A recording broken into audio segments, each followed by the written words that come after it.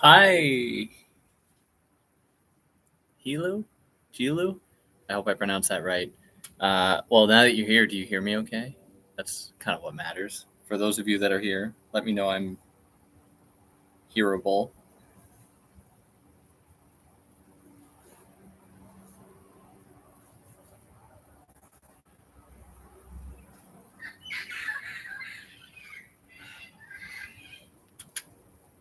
Ooh, no one's said anything. I hope I'm hearable. Or if the. Wait, let me go to the other side. I feel like you got the sun in your faces. It's going to be horrible. My shirt is a chest position. It's called the Bomb Cloud.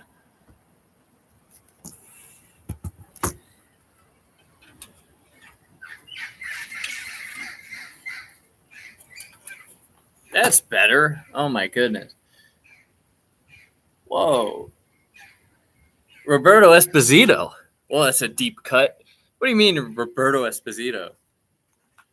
That's like when I was in grad school, when I was doing my master's degree, I had to read Esposito, and I haven't returned to it. I had to read I forget the order, like the Communitas, Bios, and Immunitas.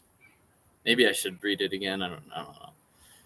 Um, I would like to read more on Hindu and Buddhist philosophy, but I mean, it's right now for the past year, essentially, pretty much everything I've covered has been directly related to what I teach in school. Um, so I'm kind of limited that way, and I don't have enough expertise to like teach a course on that stuff at all. So yeah, I'm kind of limited. Got to kind of work within what you know what I can what I can currently do with my schedule. Uh, do I think it's dialectical? Well, it's not Derrida's notion of the pharmacon; it's Plato's. But what Derrida's like all the translators of Plato have essentially been conflicted on how to translate the pharmacon, choosing either poison or cure depending on the translation. And Derrida's whole point is to just be like, actually, it was totally ambiguous in Greek times, and for Plato, it's totally ambiguous what the term pharmacon means. And his approach to language, the written word, whether or not writing is a poison or a cure. And Derrida's just like attending to this tension in the definition of the term, or how Plato views writing, which is the pharmacon in that way. Which I don't know. It's dialectical insofar as dialectics implies this synthesis that includes elements of both the thesis and antithesis that birthed it. So in that way, writing includes both, you know, being a poison and a cure, but it's not dialectical really in other ways. I don't know. You'd have to say more if I was going to give a good answer. Do y'all hear me okay? No one said if they hear me okay. Or psychoanalysis. Yeah, I mean psychoanalysis. I psychoanalysis is something I never really got into it. Um, I'd like to one day actually commit to some time to Lacan, but I psychoanalysis is something for me that I never have felt totally comfortable with. So I've been a little bit hesitant. Definition of a nihilist must be exhausting if anyone gets the reference. I'm currently reading Bertrand Russell's. Which book should I read after this one? I'm cognizant with philosophy, but want to delve into great philosophy works. Talha. When people are interested in philosophy, I tend to point them to Descartes, which is always funny. I pronounce it the French way, and everyone flips out. Descartes. But Descartes, for all the people who might get offended by the real pronunciation. I tend to recommend Descartes' Meditations on First Philosophy.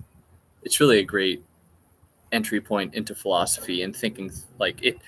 Descartes sets the stage for much of what follows with Kant and Hegel. I mean, Descartes got a lot of that got that ball rolling a lot. Um, not totally, but was really important. It's also a super accessible text. It's easy to understand. It's interesting. So I tend to point people in that direction. Does Deleuze's becoming imperceptible concept a real epistemological or perceptual change in our daily world experience?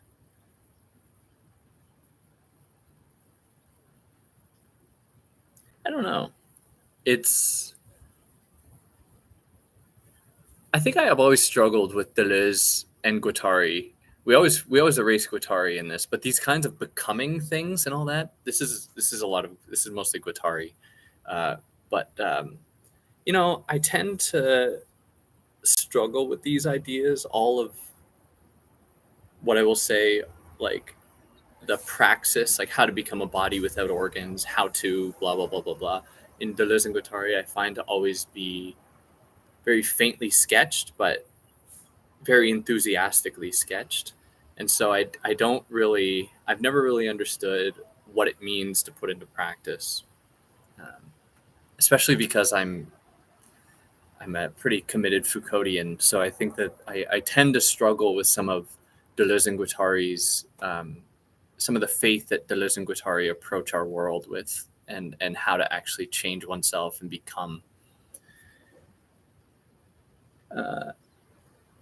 The cats cannot jump over the railings, Dylan. They aren't interested. They look and they're like, well, this is too high for me. So there's a whole floor. So new to Western philosophy, which books to start for beginners? Like I just said before, Descartes' Meditations on First Philosophy is a great starting point, but depending who you ask, some people will tell you to go and read like Plato. I mean, read Plato's Cave, and honestly, whatever, skip the rest, jump right to Descartes, and then Immanuel Kant, Hegel are pretty good figures. Even you satisfy both until you get to Hegel, those analytic philosophers and the continental ones. But then I don't know. Thomas Nagel, I don't know. Thanks, Felicity. Shredding. Yeah, I don't have a guitar with me here, unfortunately. Non-nihilist would be someone who has a non-contingent reason for existence, and the opposite of it can be a nihilist. What do you think? A non-nihilist has a non-contingent. So for those of you that are like, what does that mean? Contingent implies that your life is like to some other end. Like it's not an end in itself, but relies upon something to keep it like sustained. So it's contingent upon something else. And the nihilist is somebody whose life is not their own, as Chivet is saying. But I don't know. I've never really dug into the question of what a nihilist is or given it much thought. So, and you're the expert at this point. Baudrillard, that's a good question. There's one Baudrillard text I don't think I've ever done that I've been actually kind of meaning to drop in there at some point just because it's interesting, but I don't know. We'll see. I might revisit some of the older stuff because that's for those of you that have been around for a while. That's where I started, was with Baudrillard stuff, and I might change that up or might redo those. Use of philosophy, if we don't at the time of learning itself not apply it in our experience. I mean, it's not just interpretation. The point, however, is to change it. Yeah, I agree. But in relation to Deleuze, I'm not saying that. I'm saying that I don't understand in Deleuze how that change actually occurs or how to put it into practice. Even though there's a lot of like posturing within Deleuze circles, Deleuze and Guattari circles, about like the emancipatory or liberatory potential of Deleuze and Guattari's work, which I think some others have persuasively located within the broader logic of capitalist possibility, which is obviously problematic. But I know that's a bigger conversation. Familiar with Agamben, yeah, of course I'm familiar with Agamben. I mean, I don't really. You'd have to remind me about his view of, like, I think you're maybe it's when he's talking about homo soccer, in which case, applying it to the Holocaust and Auschwitz, that Jews were reduced to this status of bare life, where they lose their status as people, as citizens and deserving of rights, to become just like flesh and bone. And it's at that point that they are like ultimately exploitable and ultimately expendable, can be liquidated into nothing, which is obviously horrendous. But the thing with Agamben, but I could be totally wrong. It's been a while since I've read it. But the thing I think I remember bothering me about it was like a refusal to just consider like anti-Semitism in itself as a motivating factor behind this, as though there's always this hidden underbelly, this kind of hidden current. We're kind of all hostages now to this system, when you can't really talk about something like the Holocaust without talking about anti-Semitism. Because, I mean, of course. But I could be wrong. I mean, it's been so many years since I've read it. Moral philosophy. I teach a course on this, actually. An entry point into moral philosophy might be, I don't find Kant's groundwork of the metaphysics of morals to be too difficult. It's not a bad, I don't know if it's the best one though.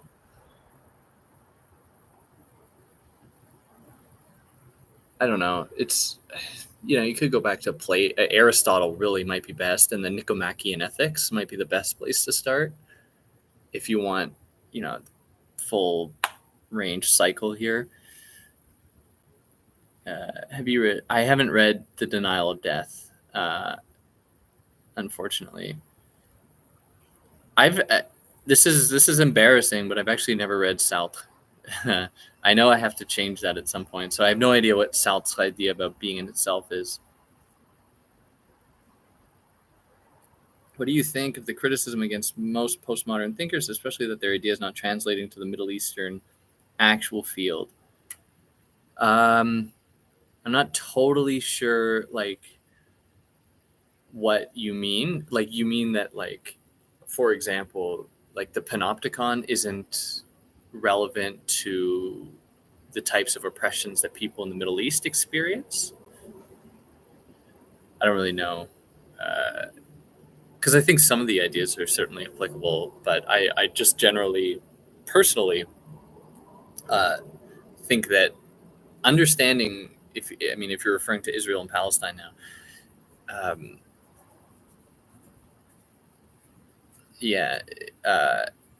I find a lot of like Foucault or Derrida, all those thinkers, supremely unhelpful, because actually the issue is incredibly simple in my mind, in just identifying that Israel's an apartheid state. It's kind of that's the end of the discussion. We don't need highfalutin theory to really grasp that. Yeah, I'll need a lot of life insurance. Yeah, I love plane takeoffs.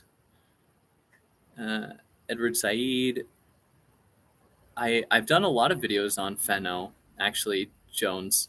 You can go and find those. I've covered both The Wretched of the Earth and Black Skin, White Masks. I want to begin with meta-ethics after reading something by A.J. Ayer. Can you recommend a few books? Meta-ethics. I don't know what meta-ethics is. What is meta-ethics? Like, you'd have to give me a little more than that, because I guess I'm not up to date on my ethical philosophy.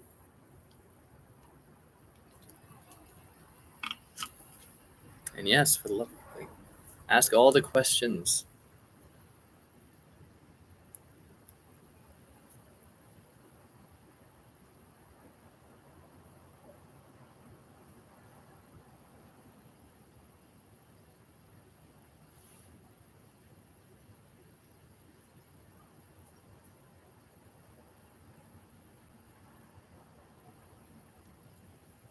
Do you like your job? There's something else you like to do? I love my job. Teaching, oh my god, teaching is such a breeze. It's not. It's a lot of work, but it's doesn't feel like work. Teaching is the best job, if you enjoy it. So yeah, I really like my job. Would becoming imperceptible, as Deleuze and Guattari advocate, not simply be escaping from dependence on external validation? I mean, wouldn't that be it? If you wanted to become imperceptible, you wouldn't be seen. Seen. So of course you'd then by extension evade any kind of external validation or recognition, which is I mean, there's so many things like Deleuze and Guattari. I just feel like just wrote stuff down. They're just like, let's write it down, because at the same time that they're advocating for these types of things, that like how to become a body without organs, how to become imperceptible, that are extremely individualistic solutions to broader oppressions. It's like, here's the individualized roadmap to escaping oppression. Goddamn helicopters. But what the hell was I saying? But then if you go back to like, what is philosophy, where they say that the birth of philosophy arrives when there's a group of friends, when people look at each other as friends, and they're actually able to join into one another in a kind of dialectical union to build and challenge and all that. That is where like philosophy emerges, and the possibility to create concepts and so on all flows from that. Then they're all about like how to escape the other, how to escape power. It's like, anyways, great. Happy to hear it, Theo. I prefer teaching over writing. Oh my God. Writing isn't really my calling, I don't think. I have to do it, but it's not something I enjoy, or I'm not very good at it. I plan to do, let me know here if this is something that people would be interested in, but I plan to release a video in a few weeks on how to actually write, how to improve your writing, because I do a lecture on this that students respond really, really well. Like they really enjoy that. For my first year students, that they find really useful. So I might do a video on like how to improve your writing, and a lot of good writing tips that I've kind of accumulated over the years that have helped me a lot. Let me know if that's interesting to you. Near future perspective of philosophy as a field, especially in the West. Of course, humanities in general is getting funding cuts up hard, but do you see philosophy getting more attention? More attention as in more funding cuts, or more attention as whatever? I'll just answer. But yeah, of course, the humanities are under threat. I think that there's just a general desire to transform the university, transform college into a money-making business. It's just kind of what the route is. And so they're obviously going to prioritize programs that are going to produce majors that are going to go off and make a ton of money and then give big donations back to the school and so on. So these are the things they're going to prioritize, because that's, as horrible as it is, that's the world we're in now. I think that there are things that the humanities can do to maintain its relevance, because we're seeing today, especially in the age of like, it might seem counterintuitive, but I have a lot of optimism today, somewhat, in the age of artificial intelligence and all that, where we're seeing just how like uninteresting using AI is to like produce works, to produce writings, to produce anything. And I think that there's going to be a kind of hunger for the creativity that comes out of like humans and human collaboration, that I think the humanities really cultivates and fosters. And so really leaning into that, I think the humanities could still be relevant. Also, there's, many people who are teaching the humanities now started teaching decades ago, at least the full-time profs, and we're in a totally changing world. I think that sometimes there's a little bit of resistance among those people to like adapt their teaching styles, adapt their pedagogy to a changing world, which doesn't help, which is like something in the sciences you can't really get away with. You can't be teaching stuff that we thought was vogue 30 years ago in biology, right? You just can't. So, yeah. Alex O'Connor and Peterson, if yes, what do you think of it? Is Alex O'Connor that British guy who likes to platform all of those horrendous people? I think that's who you're talking about, but I'm not entirely sure. And I hope that just in my response there, you'd know my opinion of both Alex O'Connor and Peterson. Do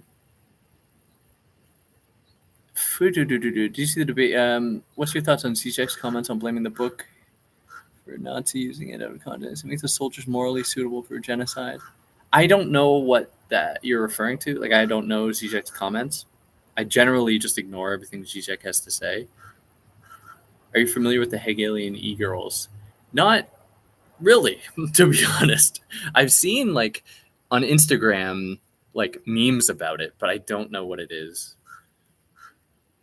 Marcel Mauss's Essai sur le don. Have you read it? I haven't, which is bad because I like Baudrillard, but I would like to read it because I should. There are these ideas that postmodern thinkers like Deleuze are seen as fancy criticism that only work for understanding literature, but that doesn't help a country that needs actual change, like Iran. Oh yeah, I mean, I think that Deleuze's relevance extends beyond just literature, but these are French dudes.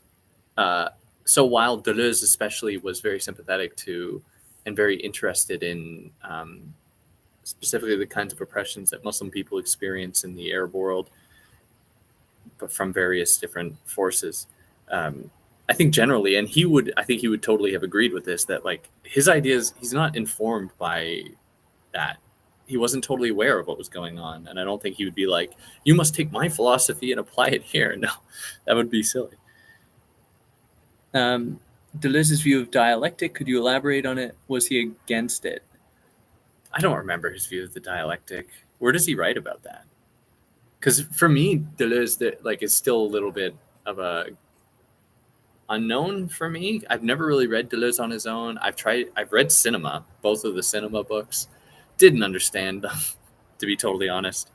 I haven't read Difference in Repetition or Logic of Sense or Sensation, whatever that is. So I'm kind of behind, so I don't really know what his view is. Depends that if your theory is something that could bring actual change in the world. Do you still read Baudrillard's work? This channel seemed to focus a lot on Baudrillard at the beginning, right? It did, yeah, for sure. For me, I end up thinking about Baudrillard a lot. I just found he's such an enigmatic, strange thinker that really tried to understand the world and tried to understand people in a way that I find really refreshing, that isn't bogged down by all like academic necessity and all that. He's also a very good writer. He was this very poetic writer, which was refreshing, because I don't find Deleuze and Guattari to be good writers. I think Foucault is a good writer. Baudrillard is a good writer. Yeah, personally. D&G are fantastic, but most of their followers today, often the dialogue becomes a circle jerk, blatant misuse of their concepts. Isn't Baudrillard a more logical progression from them? I wouldn't say so. But do you think it's a good idea to say to folks on Palestine to leave my channel? I sympathize. Do you think it's a good idea? Yeah, I do think it's a good idea. I have no interest nor patience for anyone who's willing to defend apartheid. And I find it weird that's even a question worth asking. How do you learn to read critically? Read a lot. Read a lot and have Google on hand. Not to support big tech companies, but having Wikipedia is a great help. Why do I ignore Zizek? Which example do you want me to give? His article in The Atlantic saying that the left needs to embrace law and order? Good old Zizek. The radical thinker that just tends to devolve into just basic Christian conservatism. Yeah, Christian, weirdly at times. Or is it his justification of the colonization of India? That's cool too. Or how he thinks that how Europe must be defended and European values. Good old Zizek. What's the last movie you watched that really surprised you?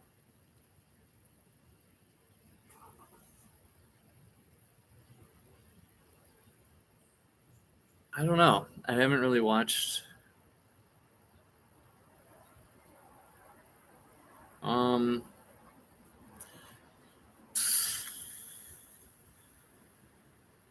I don't know. Was it surprise? I mean, The Boy and the Heron was really good. It wasn't. I thought it was going to be good, so it wasn't really surprising. But greetings from UC Berkeley. What's been your most memorable teaching experience so far in your career? Oh, UC Berkeley. I was in Berkeley last semester. I took a trip up to the Bay Area. Uh, most memorable experience.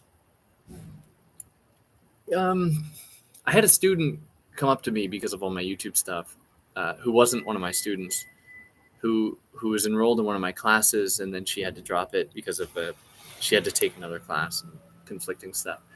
And then at the end of the semester, she came up to me outside of class when I was just walking around, and she was like, I didn't realize that you were the YouTube guy.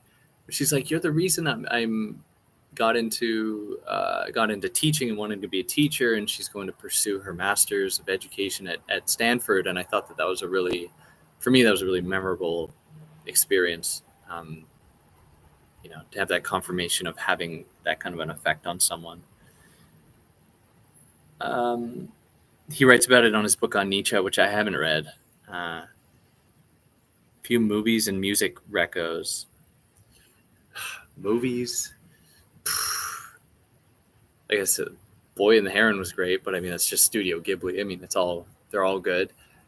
Good movies lately. First one's coming to mind. I remember I really like Convergence, kind of a lower budget sci-fi movie. Quiz Lady, that's popping into my mind. I enjoyed that one a lot. I've been watching a lot of Dropout TV lately, which is a lot of like skit show and channel with all, that kind of stuff. Music. I mean, I just listen to like 80s pop. I've been listening to like Chapel Rowan lately. Listen to a lot of jazz. I mean, I listen to pretty much everything that isn't country music, unless it's like classic country sometimes. But I mean, I am recently really into systems theory. Yeah. And I think there's a strong connection to postmodern thinkers. Yeah, there is. I mean, systems theory was taken up very much by post-human thinkers too. Rosie Braidotti, Catherine Hales. It is Catherine, right? Whatever. Hales, who takes systems theory and the idea that humans and systems actually work really well together as a way to problematize the vitalist ideas about humanity, that as though humans possess some kind of exceptional qualities that aren't found in nature or the world, giving us justification to really kind of elevate ourselves and to celebrate ourselves. So in that way, and postmodernism very much doing the same and problematizing some of these basic assumptions about human superiority, among other things, and so on. But yeah, definitely.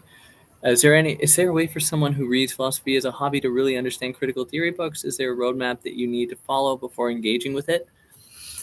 Well, I mean, I teach an intro to critical theory class where how I teach it, and I have a colleague who teaches the other section of it, and I'll explain his philosophy on it too. But I start with Karl Marx. I do Marx and then Freud and then the Frankfurt School, then feminism, then I might be getting the order wrong here, and then post-colonial theory, or critical race theory, then intersectionality, post-colonial theory, indigenous theories, media theory, queer theory. And I find that route is, the trajectory is pretty informing and gives you a pretty wide breadth of knowledge about the various fields. My colleague does something similar. He starts with Kant, though, and he starts with what is enlightenment, which is a good intro point to thinking about how society affects our perceptions and understandings of ourselves and what it means to be free and what it means to be enlightened and so on. Do you think you want to look into it? Yeah, I know a bit about it. I haven't actually read that book, but I'm familiar. Where are we here? Skip down. Congrats. What do you make of Neoplatonism and some of the ideas which are downstream of it? Honestly, I don't know a whole lot about it. I don't really know about that much about Neoplatonists. I mean, if just guessing what they probably say, I'm not too interested in it, but I don't know a whole lot about it. A bit about finding a job post PhD, Canada versus the US market, lack of jobs, was academia your end goal? Or did you have other areas of job interests? I always wanted to pursue academia to the end, and then if there were jobs at the end, great. If there weren't, then find other stuff to do. I mean, with my job, I got it because I was the chairs of my department were liked what I did on YouTube and were reached out to see if I'd be willing to apply and go teach. So it's kind of a dire situation. It's better in the US than in Canada because there are more schools if you're willing to move around. If you're Canadian, it's actually fairly easy to get a visa to work in colleges in the US, which if anyone's interested here, just ask and I can give you a 5-second rundown of how that works. So if you're Canadian, don't hesitate to look at American schools. Just make sure in your cover letter you say that you're going to be having to apply for a visa that doesn't actually require any real work on the part of the college. That's easy enough to get. But yeah, it's dire. Like full-time permanent jobs are rare, and it's very competitive. I don't like the culture in that way, like it being super competitive, and yeah, so it's difficult. Should you always read a philosopher's writing before reading criticisms of that philosopher? For example, I don't have any of Foucault's writing, but I did pick up a copy of Deleuze's book on Foucault. I think you should probably read a bit of whatever the criticism is about. A lot of time, then you'll go and read Foucault and find out that he's criticizing all of these other thinkers, and so it's kind of impossible to go to like the first book and then you go from there. So it's kind of impossible to be like, oh, I'm going to go and read all the things that these people are criticizing to properly understand. Instead, read something, read another thing, and read another thing, and then eventually revisit stuff. And then you read it again, and you're like, oh, I understand now more clearly what they were saying about this other person or thinker or whatever. Philosophy of technology becomes a discipline to propose policies that maintain certain ethics waiting to be violated sooner or later by the state and by capital. What do you think of this? Yeah, sure. Yeah, definitely. Philosophy of technology. I don't know if I guess the philosophy of technology is co-opted as well. I assume the point is really to say that technology is, but anyway. Thanks, Saad. Morocco, yeah. I mean that. Yeah, the Morocco Egypt type. Yeah, U.S. Friends of the U.S. Let's say. In your professional opinion, what's the difference between philosophical satire and satirical philosophy?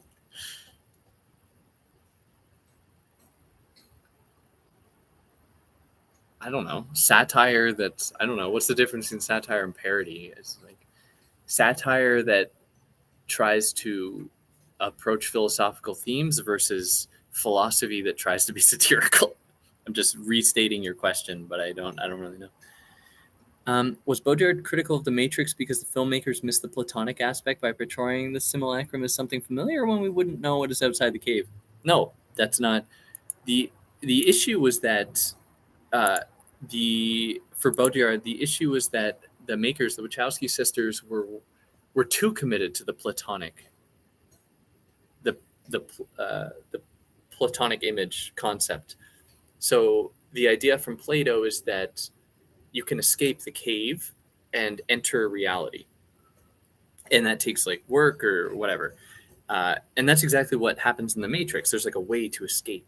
Baudrillard's point is that the idea that you can escape is even a trap. It's part of this system where he's like, there is no such thing as like a real world that we can transcend into. We can leave this world of images and things, physical objects, and arrive somewhere in the real world. Baudrillard doesn't believe any of that. In fact, he thinks that that is part of the system to keep us believing that there's something more and allocating energy into that, there's a lot more to unpack with it. But yeah, that was his concern there. How long typically does a doctorate in philosophy take? Is it mainly up to the student and how fast they complete their dissertation? Or is there a set time? Depends on the program. Programs tend to start like, they will kick students out if they're in it for like 10 years. It depends on the program, and there are certain exceptions and so on. Depends where you are. My doctorate degree was funded for 4 years, but you don't get kicked out after 4 years. Yeah, and then you're just paying on its own. I think on average, 6 years for a philosophy one is like probably pretty accurate. Probably what it takes most people to do, about 6 years. It took me 5, but I mean, I also had COVID. Like I lived through COVID, which was for me kind of it sucked, obviously, but it gave me a lot of time to just read and write, which what made it a little easier. Why maybe I was able to get it done just slightly quicker than average, but yeah, I'd say about 6 years. My point about the Palestine matter was that it may be better to try arguing and persuasion for folks who don't agree. Yeah, I see. Obviously, I see what you're saying, but these people, if anyone's willing to defend apartheid, to me, it's not worth having the debate. It's clear as day. We shouldn't be wasting our energy debating with people who think that Palestinians aren't human, or that they somehow are deserving of the suffering that they're experiencing. I think that that's a waste of energy. I think instead it's about mounting pressure against our institutions and political leaders to end the occupation, to end Israel's reign of Palestinian land and people. What's your opinion on radical feminism? I mean, I tend to avoid such a term, radical feminism. I think that obviously I'm down for it. It depends on doesn't really depend, who am I to say? But some strands of it I tend to align more with. I mean, the radical feminism that just comes down to like turfism is obviously not the radical feminism I subscribe to. Recently finished The Ruin of Kosh. I hope that you liked it. What a mysterious book. Have you observed any AI that makes you believe that consciousness may emerge one day in AI? No. I don't think that'll ever happen. Am I LGBTQ plus? That's a question. It's more in the private territory. Which you were making notes, Capital Volume 2, where I was doing notes. Yeah, it's back in one of my old apartments, empty apartment. Yeah, maybe I'll consider doing that. What's your approach in the classroom? I largely, yeah, I was inspired by most of the profs I had in undergrad, and a lot of emphasis on lecturing, which is the style I feel the most comfortable with, while encouraging discussion and questions. Yeah, it's largely my approach. A lot of visual prompts and cues, a lot of slides, a lot of that stuff, to try to make it somewhat of a pleasurable experience, to make it so it's not super boring.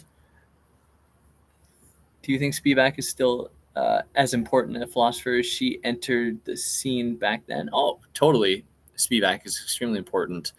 I think that people have also pointed to some of the limits of Spivak's thought, especially considering the caste system in India and whose voice she really represents in India. I think there have been some really important critiques of her there. of the entire world. Does Spivak deserve any amount of like criticism for that? No. I mean, let's focus our attention on white supremacists and people funding genocide. But like, yeah, totally. I think Spivak is definitely, it's amazing. Academy film interest in this museum. Yeah, maybe I should. That'd be cool. I'm a layman, so I mostly hear about big name philosophers. Do you recommend any more unsung theorists or writers? Lately, I'm interested in metaphysics, especially. Unsung. I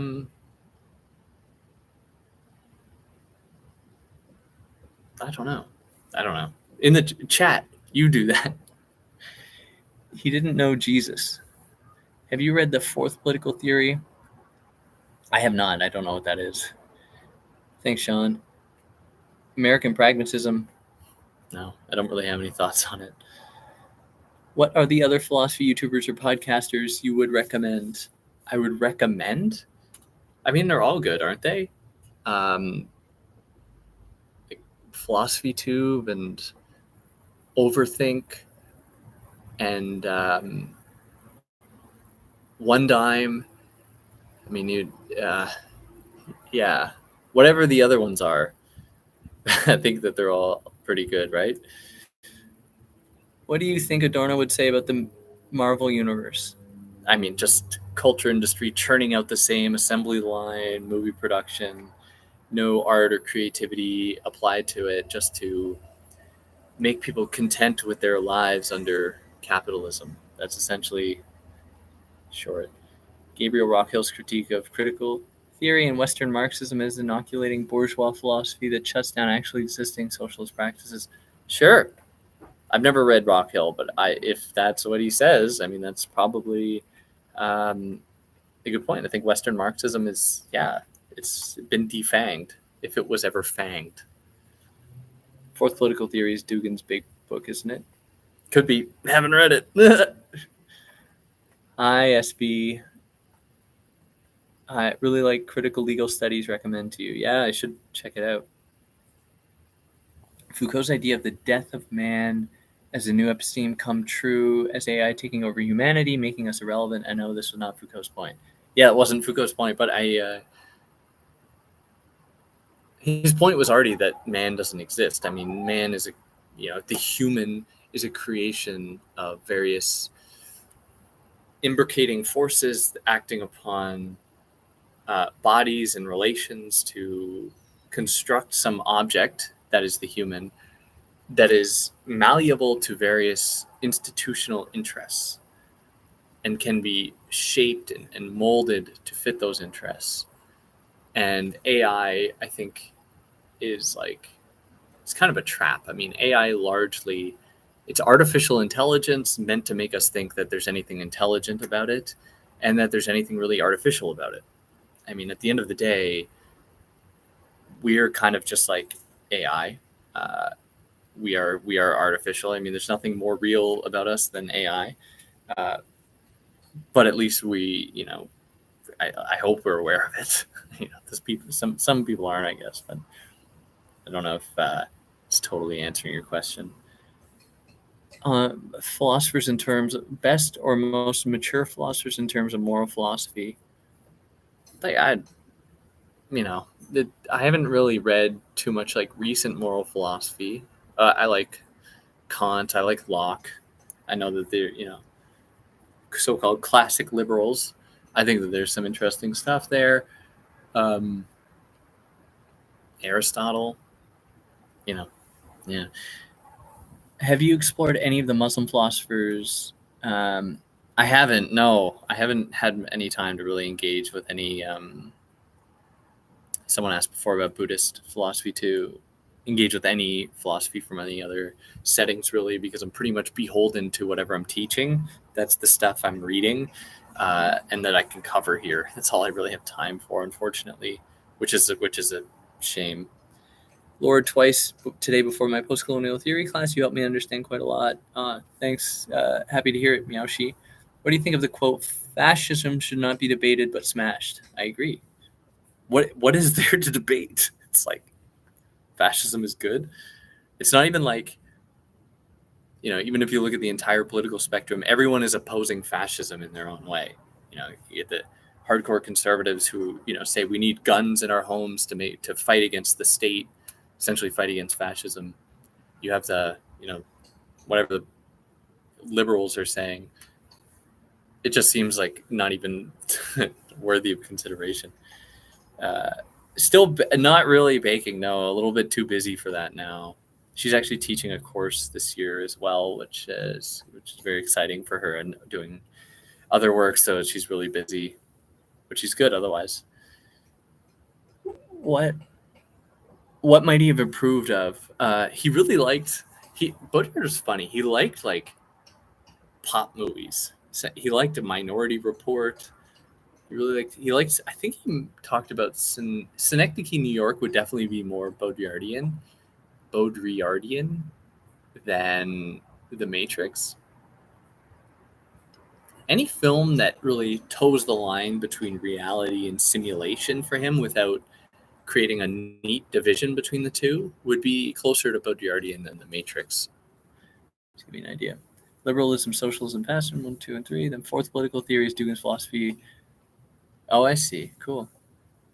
What does Baut mean when he says the more technology develops the diffusion of information, the more it provides the means of masking the constructed meaning under the appearance of the given image? I think that because for Baut,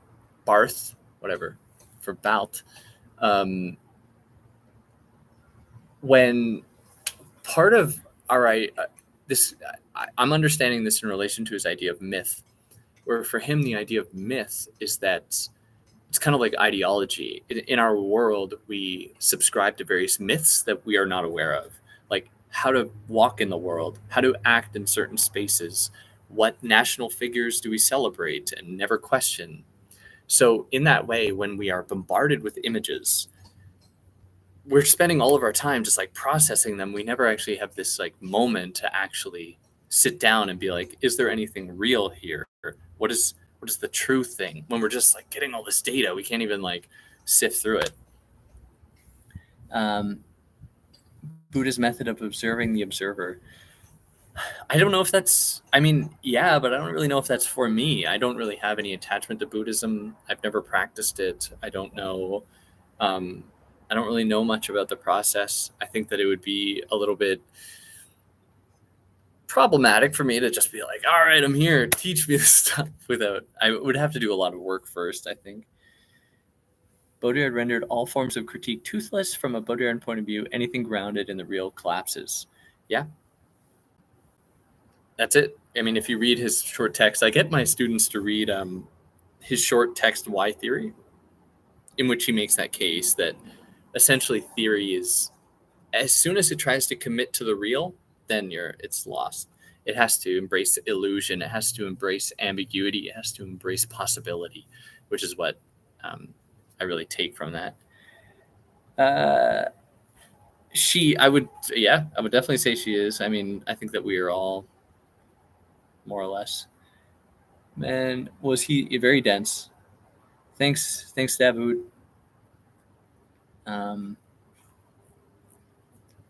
Is the observed is better?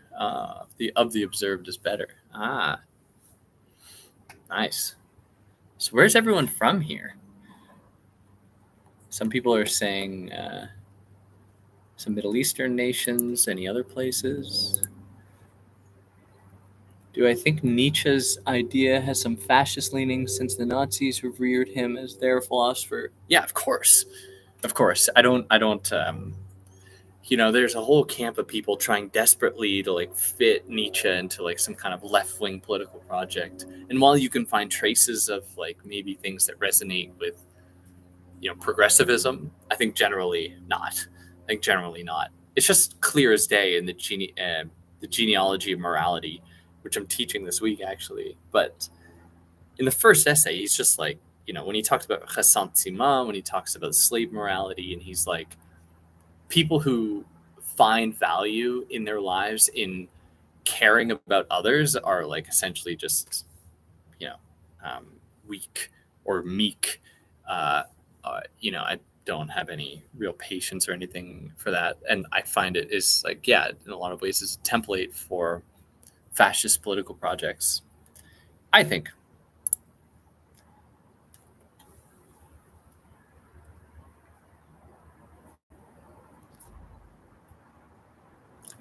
Morocco, Chicago, Texas, Ottawa. One of my people. I once upon a time I was working for the Canadian government. Um, Ireland and Iran, cool. Indian philosophy lectures. I'd love to if I had time to. I just don't want to read like one text of Indian philosophy and be like, let me cover it. Like, I feel like I have to read it for years to get like a wide breadth of knowledge about the whole field, the whole.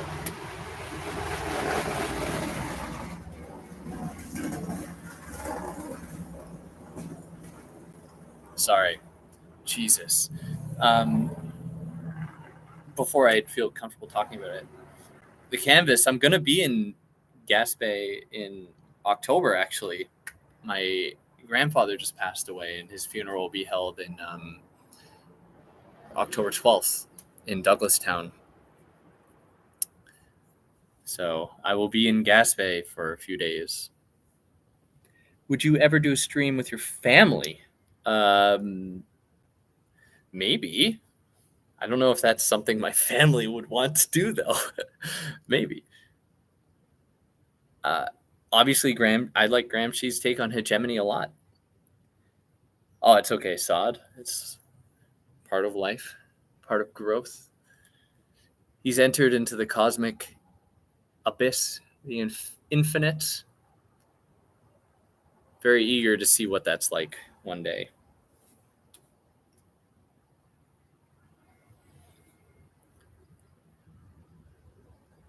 But Pakistan, a few people, just one from Pakistan. Bangladesh, wow, amazing. I'd love to visit Pakistan. I'd love to visit, India right now with Modi, it's not my favorite idea, but I would love to visit that part of the world. I'd also love to visit Iran. I mean, right now, tensions and everything. Love to visit Iran, Middle East. Yeah. What do you think? Do you read any fiction for fun? Not really. When I'm reading, I'm another helicopter. Lovely. When I read and it's not like theory or for work, I feel like guilty, like as though I should be. My reading energy should be spent on that stuff. But I love fiction. I just don't allocate a whole lot of time to it. No, he was not. I would say. No, you're right. You're right. I'm sorry. I shouldn't equate it with that. That's wrong of me. But I'd love to visit. I'd definitely love to visit India and Pakistan.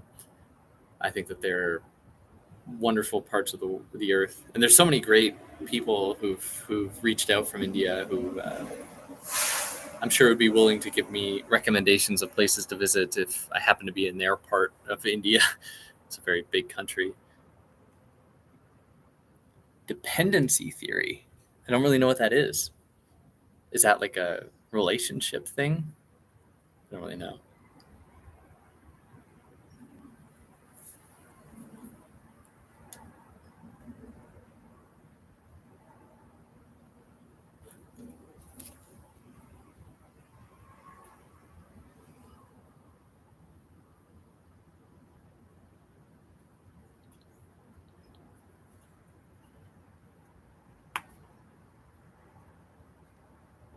Do I have any friends who are indigenous to the land of Canada? Yeah, of course.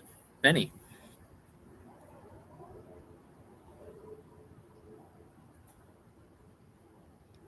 Many of many different indigenous communities and nations from all across Canada, from colonial Canada, from British Columbia to Quebec.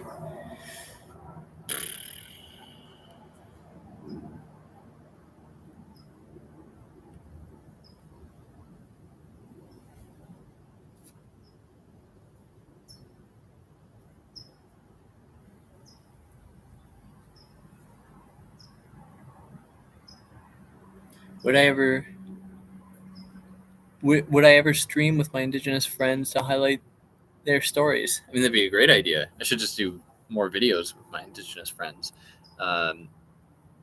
covering some text. I want to do more Indigenous theory on here when I have more time. That would be really great. Started listening to you 3 years ago, starting with your coverage of Wealth of Nations. Wow. Been around for a while. Happy to hear it. P3 Red. Probably read that wrong, but Blue MAGA. What is Blue MAGA? Oh, like Robert Kennedy? Is that what you mean? Is that an example of Blue MAGA? Blue MAGA. It's all the same shit. They're, supporting genocide, doing everything they can to cut funding to higher ed and remove abortion rights. I mean, they're all unreal. So there's a helicopter terrorizing me. Oh, is Kamala Harris Blue MAGA? Is that? Yeah, I mean, totally. You'd fare well as a food critic. I don't know enough about food. I like food shows and stuff, but I don't have the vocabulary or knowledge to offer any kind of meaningful insight about food at all. Ugh, my battery is running low. 1 second as I see if I can plug it in.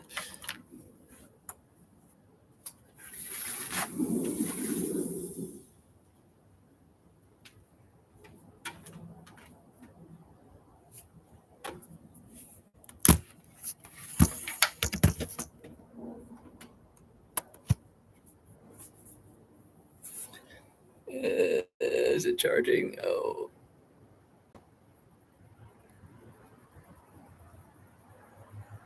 Thinking about it. Is it charging? Is it going to charge? Is it going to charge? Is it going to charge? It's charging. Yeah, I don't know if I'd fare too well as a food critic, but I sure. Dependency theory pertains to ideas that highlight how wealth flows from periphery countries to core ones in a global capitalist system. I mean, it's kind of like the monopolization of industry and the economy, right? It's like to try to guarantee money flowing primarily in one direction. It's the nature of exploitation too. What is a core country in this situation? Core country. Oh, core ones. Yeah, core country would be like global northwestern nations. China is also doing its fair share of that. It hasn't started to really cash in, but China is setting up a lot of debt in a lot of various African nations, some Asian ones as well, that really are dependent on Chinese investments, which is doesn't really compare to the U.S.'s long ass legacy of debt capitalism and debt capture. But in any case, we noticed a concerning percentage in students using AI in your field. Is it easily detectable? I mean, I would like to say it's easily detectable, but I'm only familiar of those ones that I've detected. It just is. AI is just so banal. You can just almost tell immediately when a student's using it because it's just so boring. Where I just really try to encourage that students write things that are just their opinions.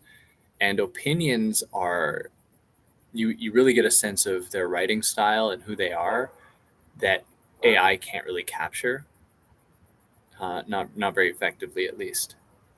Athens. TJ, Tyler, what's going on? What time is it there now? 12, 8 o'clock or something? Medicologists like McLuhan and yeah, you're great. Haven't read Postman in a while. It's 8, yeah. McLuhan, yeah, McLuhan's great. I mean, I have a PhD in media studies. I'm supposed to love McLuhan. Canadian. McLuhan's my thing, apparently. Medium is the massage.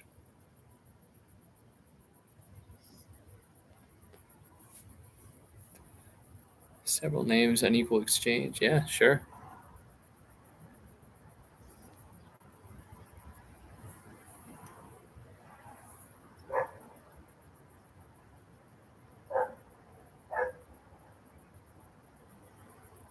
Well, everyone, if you got a couple more questions, I'll take a couple before I got to go to work. Got to prepare my lectures for this week, y'all. Teaching on Foucault, Marx, and Nietzsche this week. Wow, what a good life I live.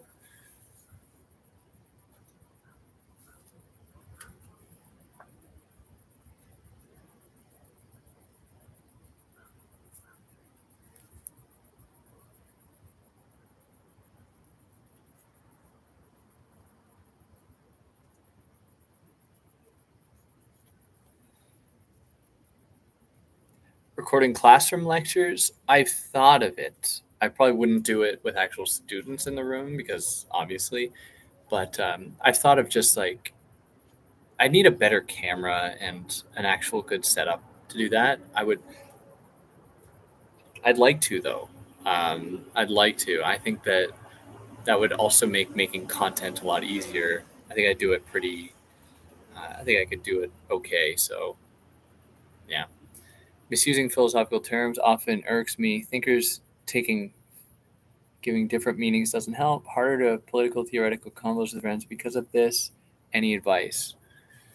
Yeah, I mean it's just generally a difficulty. You also don't want to be like a police officer being like, this is what this word means. I understand if there's trouble in comprehension and you can't like communicate with one another. That's obviously a problem. But yeah, I mean, obviously I feel this. Part of the reason I started making YouTube videos was that I was just so annoyed about how everyone was talking about saying different things about the same words. And I was like, there has to be a way for us to better understand this collectively. Do you get much discussion in your lectures? In Ireland, people are very shy and one talks. Discussion's never really a problem, which is nice. French symbolism. I don't know what that is. I don't know what French symbolism is, unfortunately. What are you doing down there, cat? My cats are out here with me.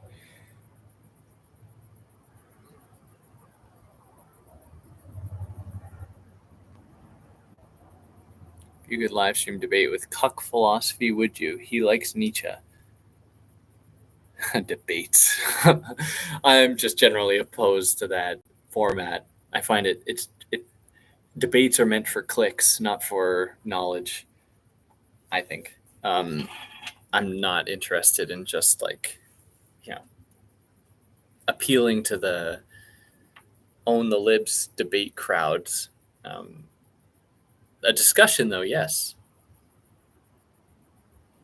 I don't think that a big creator like Cuck Philosophy would have any interest in little old me, but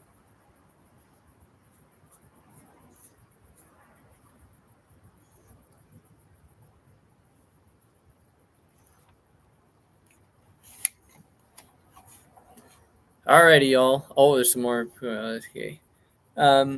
Internet forum culture, I think, created a distinct allure of philosophy that attracts a lot of people who don't generally engage with philosophy. Yeah, they might have ulterior motives for sure. I think that philosophy has to be very careful not to be appropriatable, usable by people who are trying to make the world worse. Personally, I think that. Cuck loves you, man. I mean, this is the first I'm hearing this, so I don't know. Cuck, I don't think has ever reached out to me. I think. Cuck. Which one is that again? Is that the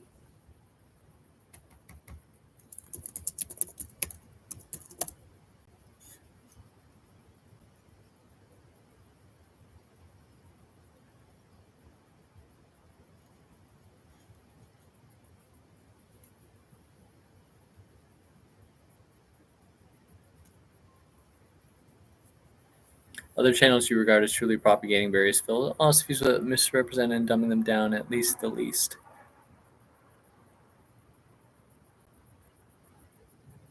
Um, Gregory Sadler, amazing stuff. There was a guy I used to listen to when I was in grad school, bald guy, who did philosophy stuff. He's always in a dark room. He's always, I don't know if anyone remembers. He did like really useful stuff. Rick Roderick is always fun to listen to. Yeah. Check my spam. I think one can even enjoy Nietzsche. I allow myself to read selectively. Do you think this is valuable, or should we ignore such a thinker? No, I don't think we should ignore Nietzsche. Not at all. How Deleuze influenced Foucault. How he was in turn influenced back by him. Foucault is my favorite thinker, by the way. Deleuze, I would say they didn't really influence one another all that much. I think that Foucault was really inspired by Deleuze's hope and wanting to build things, whereas Foucault was very much indebted to critique and not really offering alternatives. So yeah, there's that. I haven't read Deleuze's book on Foucault. I should one day, but there's a lot of distinction, a lot of conflict between the two as well. Like as far as their philosophy goes, even though they were pals, they were tight, but there's definitely some conflict in their philosophies. Thanks, Siniote. Thanks a lot, Yang. Political violence is never justified in U.S. Canada context. Yeah, I'm not one of those people who thinks that violence is never the answer. I think that there's people are oppressed, and when people are oppressed, they have to resort to violence because, as JFK said, people who make peaceful revolution impossible make violent revolution inevitable. So, yeah, I mean, what that actually looks like is where I think some of the debate would begin. But yeah, I don't think anyone really thinks that violence is never the answer. Yeah, I think, but not to advocate it, but it just seems like that's the way of the world, right? If you just look at history. Anyways, okay, y'all. Thanks for tuning in. I got to go get to work. Hopefully, we'll do this again at the 90,000 mark, which in however long that'll take. Depends how fast, how much y'all share my stuff and get it out there. But yeah, anyways, thanks for tuning in, all. Hope you're all doing well, and yeah, have a good day or night or evening, sleep, whatever.